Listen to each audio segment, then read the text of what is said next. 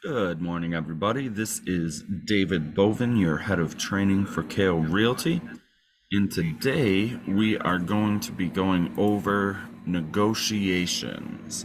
This was requested by a couple of different agents, so hopefully you find it useful. We have noticed that the amount of sales going on within the company have been going up, so that's positive. So I figure this is a good training for you guys to go over. If you have any questions during the training, feel free to unmute yourself, raise your hand, ask in the chat, or if you're watching on Facebook, you can leave a comment. I have that up as well.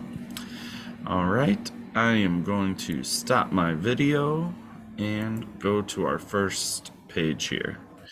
So if you're working with a buyer, when you're writing an offer, you need to be sure to go over the entire contract and disclosures with your client, preferably in person. Okay. I know that that seems like a lot to ask, but a lot of times when people see something in front of them, it's a little bit easier. Now, I know that a lot of us are going to be doing this via phone and email, right? So, what you would need to do is you need to get the contract over to your clients after you've discussed it and written it all out.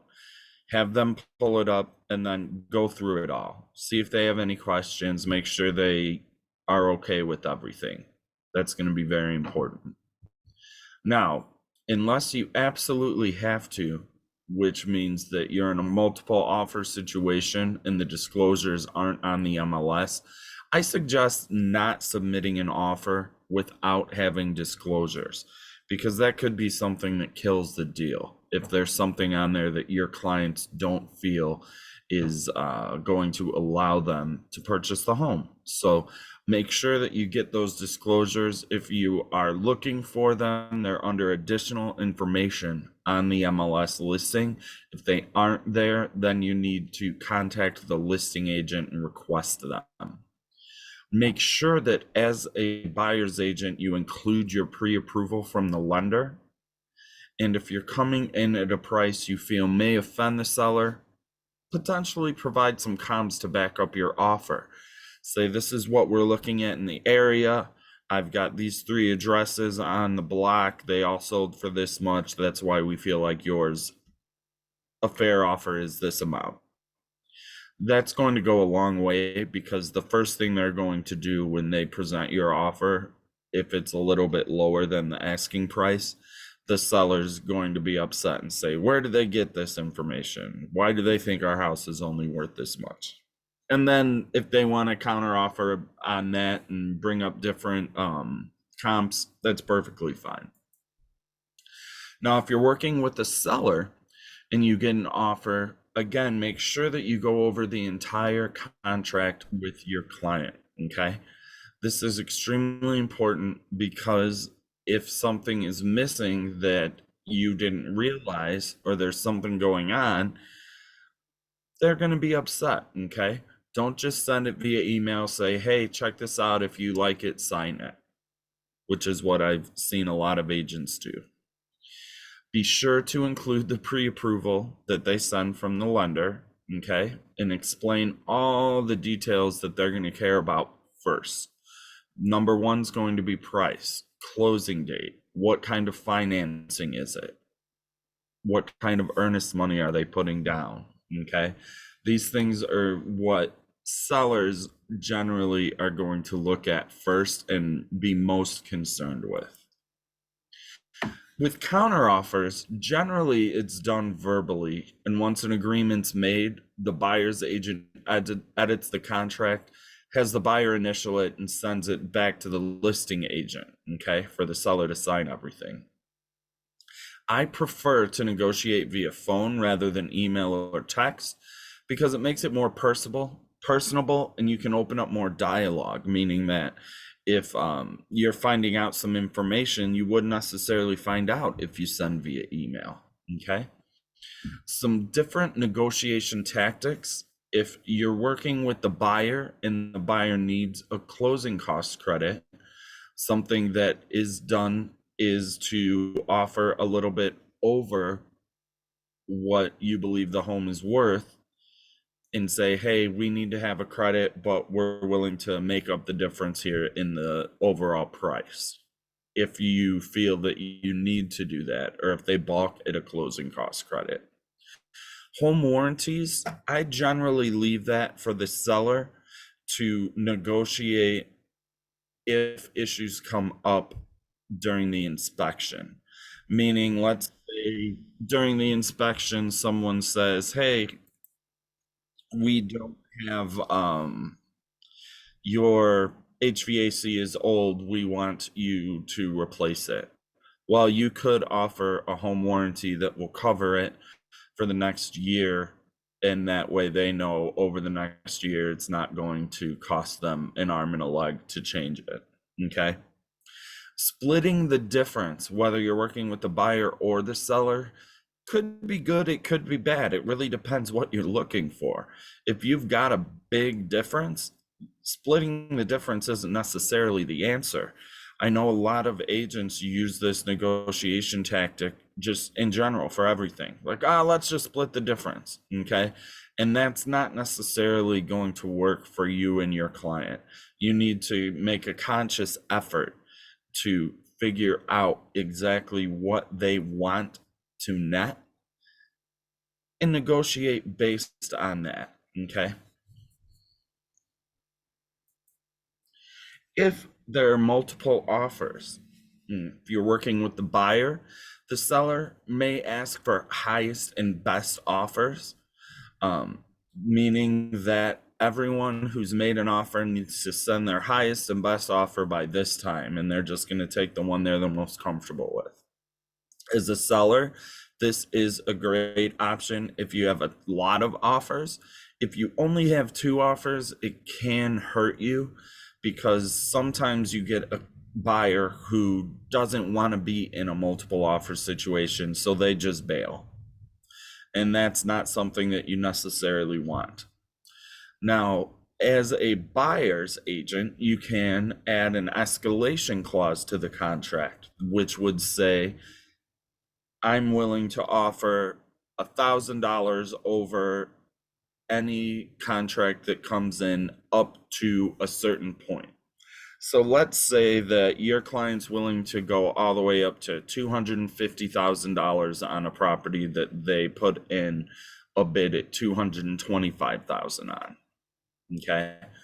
They could say, we're willing to go $1,000 higher than the next best offer up to $250,000. And this form's very easy to fill out, and it's available on dotloop for you. Okay. Now, with multiple offers, if you are the seller, something that you need to consider are loan types, down payment, credits. They're all potential game changers. Okay. As far as the loan type goes, cash is king. That's, generally people prefer cash because it's a quicker close, and you don't have appraisals, things like that. Next is a conventional loan with a large down payment, then a conventional loan with a less large down payment. After that comes FHA. The main reason that FHA comes after conventional is because the down payment's going to be less, so they have less skin in the game, okay? And some people are uncomfortable with the inspection requirements, although they have gotten much, much easier over the years, okay? If it comes between a conventional and an FHA and all things are equal, a lot of times people are going to go with a conventional loan. Are they looking for credits? Okay. If someone is looking for credits, make sure that you look at it. I can't tell you how many times agents have come back to me and said, oh my gosh, I negotiated this offer and didn't realize they were looking for a $5,000 credit, and we're all the way, past appraisal. And, at that point, it is what it is. They've got to give it. But consider those things when multiple offers come into the equation. Now, as far as acceptance goes, once an agreement's made As I said before, typically the buyer's agent's going to strike the original offered price from the contract, write in the new price, and have clients initial. This goes for any changes made on the original contract, all right? So make sure those initials are there for anything that gets scratched out or it is null and void. The sellers will then initial and sign everywhere needed, and every party will send to their attorneys to go over. There's the 5-day attorney period, attorney review period, and there's also a 5-day generally inspection period unless they ask for more. So during that period, they're probably going to have an inspection. And generally, you're only supposed to negotiate for a credit if there are safety or structural issues found during the inspection. For instance, if a furnace or a roof is dangerous, not just because it's old or if it's defective, if there's old electric wiring that's dangerous or cracks in a foundation, okay, these are items you can negotiate for. You can't say, I want a $500 credit for the carpet in the bathroom, all right? If you ask for a credit, have some information to back it up. If you need to get some quotes, do it. Get pricing, look things up, all right? That's only gonna help you. Because a lot of times if you ask for a credit, people might say, we'll take care of it, and then you end up having a seller fixing up a place on their own, and that's not necessarily something you want. I always tell my clients to go with a credit, hire their own contractor, because you never know who's doing what. As far as the appraisal goes, that's going to come after inspection. So if there are no inspection items that require the contract to fall through, okay, everyone agrees, we're cool. Generally, the listing agent's going to go to the appraisal is they want to provide data that helps the appraiser see the values correct. The last thing a listing agent wants is for the appraisal to come in low. So I suggest as a buyer's agent to contact the listing agent and make sure that they're going and make sure that they plan on bringing comps. You can always try and be collaborative with the agent on those comps. If they cannot go, ask if they mind if you go. Now, if it's your listing, do your best to be there, bring your comps. Let the appraiser know that you're doing so beforehand so they're aware. You don't want to surprise them, just be there with a handful of paperwork and come off as pushy, okay?